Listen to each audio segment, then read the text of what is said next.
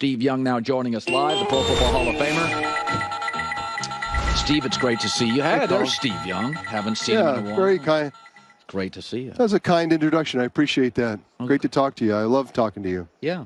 So it's interesting. You had Mike Shanahan, if I recall, the Niners OC, Mike Shanahan. So I love Kyle Shanahan.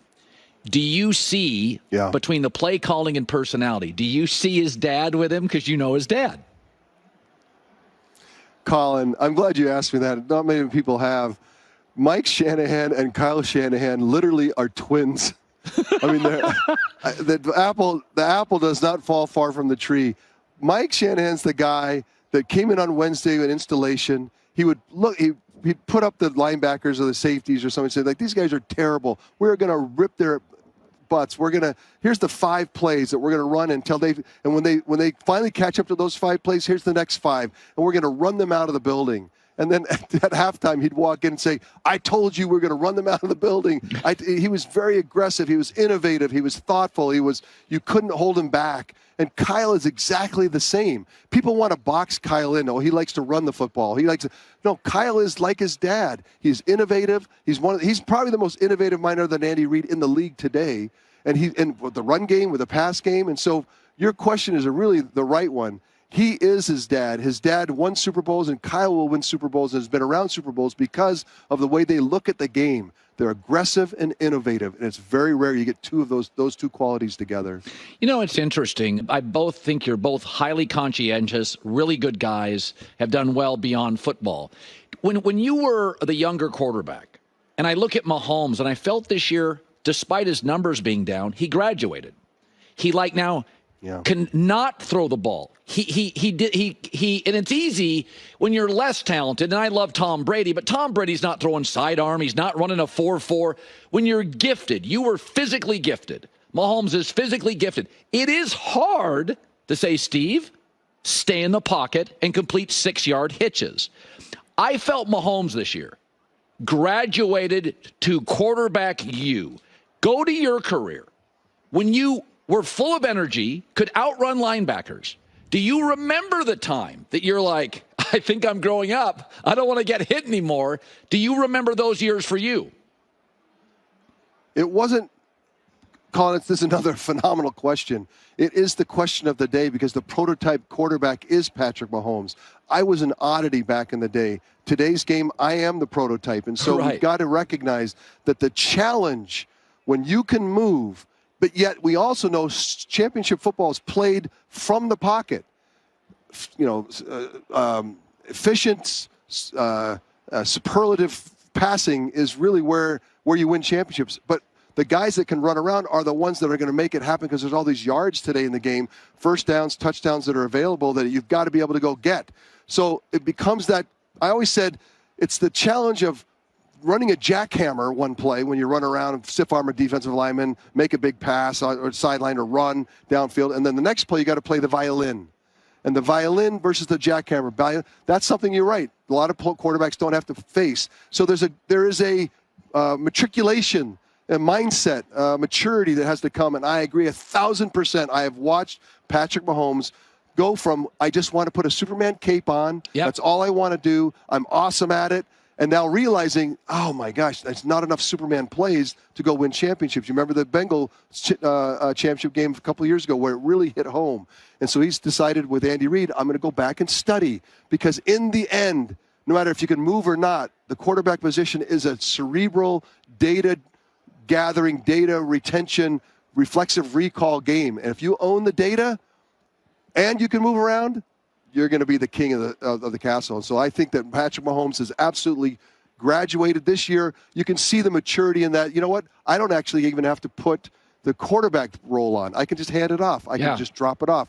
And the efficiency, you've seen in the playoffs, their offense it seems like it's been very dink and dunk, very efficiency motivated, right? Like I think Patrick said, look, I want to be 18 for 20 at halftime for 130 yards, and we're up 17-3.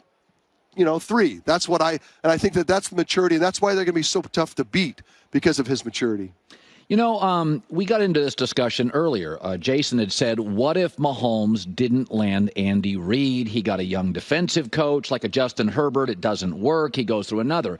And I said, I think he would win a lot, but I do think where you land is a big component of it. Brady's not bringing those rings home, those early rings without Belichick. Now, later in Tom's career, he was more important than the coach. But you had Shanahan and Bill Walsh early. Have you ever thought, and Andy Reid with Mahomes, have you ever thought to yourself, Steve, I remember you in college at BYU. I'm old enough. I remember the Bandits. You would have succeeded. But have you ever thought to yourself, man, Bill Walsh and Shanahan, it was like class, how that helped you. There's no question. People need to get over it. Quarterback, it's the ultimate team game. If you're going to be a great quarterback, you need a ton of help. And if you don't get that help, you're going to see people suffer. And you can still, I always say, if you don't get a lot of help, you should be able to at least put up a flare or a signal that, you know what, I'm still a great player. I just can't quite show you right now. But when they come together, And I see that with like a Sam Darnold. I still believe that Sam Darnold has a lot in him. I saw some white flags go up when he was in Carolina and the Jets. Like, I do have this figured out. Just give me a chance. There are only, I'm going to be inflammatory, 5 to 7 places that I would want to play in the NFL today as a quarterback. And so when you get to those places and you have those innovative minds who understand the position, who can teach it, and guide it, and then also get out of the way, it's a miracle. So in many ways, you've just described what has to happen for Peyton Manning to come together with his coaches, with Tom Brady, with Dan Marino, with myself, with John Elway, with Mike Shanahan again. Like, everybody needs that help, and when it comes together, you can go to the Super Bowl, you can be Hall of Fame, but that's part of it. And I always say, well, what's more important, the coach or the player or the lineman? Or we all in it together, and I think you have to just kind of capitulate to that fact. So I was surprised to read this because the Niners have been so good for most of my life. I mean, they've had some down years, Jim Tomsula. Okay, but they've mostly been great. So their last Super Bowl win came with you in 1994. And I'm like, wait a minute. Crazy. Is that right? It doesn't seem right. Doesn't seem right. That's crazy to me. It doesn't. I mean, it's almost crazy. like the Yankees have won more recently, but it's amazing. Like, when's the last time the Yankees won a... And I looked at it this year in baseball, I'm like, wait, it doesn't make any sense. Do you think... Give me the mindset of this sea of Niner fans in the organization. You've been so good for so long, and you're on a 30-year run. Do you... If... I said this earlier this week. If it goes sideways Sunday and it doesn't work and Purdy struggles...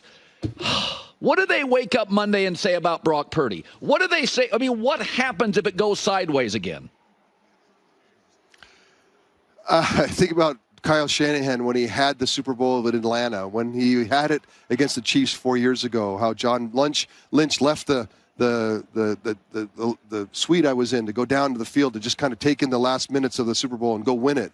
I mean, it's been in our mouth. The taste has been in our mouth a number of times, and it's been kind of ripped away from us. And so, if it does go sideways, Colin, it's going to be as painful as anyone, because a lot of teams don't have the expectations. That's right. You rightfully say the 49ers are expected to be here. And if you haven't won one in 30 years, what have you guys been doing? So that's all on the table. And that's why I think that what I love about this team and the organization today that John's built, that Kyle's built, that Jed's built, and that Brock's running, is that it's resonant to me. The players in the locker room, the guys, the leadership, the spirit, the selflessness, it all resonates. And so it's all part of why I love this team and why it does seem like it's a 49er championship team. But now you have to go win it. And we recognize that if you don't win it, you got to go start over. And when you start over in today's game, you lose people. Is Debo here? Is George here? Can Christian be held on to? You know, what happens to Trent Williams? Like, all these, this is the best collection of talent in the free agency era since, I want to say, since the Cowboys of 92 or 3 or 4, or even our teams of 94, 95. Like, this is an amazing group of people. And so it's almost, remember at Thanksgiving, it was destiny. Who's going to beat these guys? And so if it goes sideways this weekend after the last couple of weeks of playoff football that hasn't gone really well, it's going to, like in the NFL today, it's a restart. But it's going to be a painful, gutting, that you can't imagine because it's the 49ers. So you were in a Super Bowl 30 years ago, and it was big then. Do you ever look at what it's become?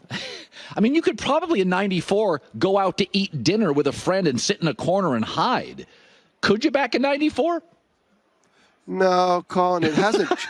the Super Bowl really Super Bowl changed in the 80s, and then by the time 90s kind of hit and we were 95, it was, obviously it's bigger, but it's bigger in a way that it's big and then bigger. It's incremental. It's not a huge jump. The huge jump happened in the 80s, and I feel like it's resonant. When I come down to the Super Bowl, it feels, it's not Radio Row now. It's Media Row. It's like they've done some things that are different. We're doing, obviously, video now, but there's big changes in that way. But we played in Miami, and we were hunkered down, and it was worldwide news. I mean, it hasn't changed that much. You're partnering with Dove on their mission, a great mission, to make sports a place where all girls can thrive. They belong to the Body Confident Sport program, a classy venture with Dove. Doesn't surprise me you're part of it. Anything you want us to add to that? Yeah, I do, because it's very personal to me. My 2 high school girls were invited by the state of California to play flag football this year for the first time in history. Cool. The first game, three or four 80-year-old women came to the game. We're sitting in the stands. My wife went over to them and asked them, there's only 5 people in the stands. Like, what are you doing here? I said, you know what? We heard that girls were finally able to play football. And we dreamed about doing this when we were young. We just want to see it. The empowerment that they're feeling. And so Dove has this program. It's an empowerment program. About half of the girls in America who are over 14 don't play sports because of how they feel in their skin. And Dove has said to themselves, you know what, let's get the science behind it. Let's empower the coaches so we can speak to the girls so they can be empowered to go play the sports they love. And I experienced this with flag football. The reason why they asked me is because I watched them start with the first day. I don't know football, but I know that I love it because my dad loves it and my brothers love it. And by the end of the season, my girls turned to me and said, I played all the sports in the world. This is my favorite sport. So empowering women and young girls to go play sports. And so Dove's doing something about it. And they asked me to come and kind of, hey, do you mind proselyting this? And I'm like, look, it's in my heart. I want to empower my girls to be able to feel like they have body awareness and body, positivity, so that I'm not going to actually opt out of sports. I'm not going to play because of it. So in the end, it's an empowerment thing for women. And by the way, Colin, girls flag football is going to be in the Olympics in 2028. That's right. That's right. By what happened in California, this year, by the explosiveness of how many girls came out for flag football, it will take over soccer. It's going to threaten volleyball. It's going to threaten dance. I mean, girls flag football is going to explode. Hi, everybody. It's me, Uncle Colin. Subscribe here to get the latest from the herd, including exclusive behind-the-scenes videos and more, wherever you may be, however you may be watching. Thanks again for making us part of your day.